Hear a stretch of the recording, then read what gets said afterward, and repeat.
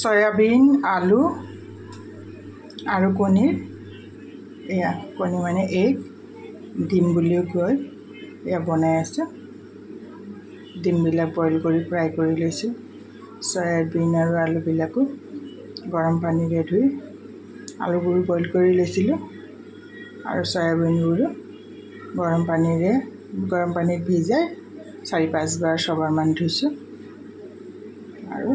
এয়া তেলত পিঁয়াজ ভাজি পেলাই হেৰি কৰিছোঁ তাৰপিছত আলু সয়াবিন ভাজি এয়া ডিমবোৰ দি পানী দিছোঁ এতিয়া বকবকোৱা নাই বকবকাব আৰু তেতিয়া আকৌ এটা স্নেপ ল'ম থেংক ইউ ফৰ ৱাচিং এয়া বক আৰু 2-3 মিনিটতে অফ কৰি দিম আৰু চব সিজি গৈছে আলু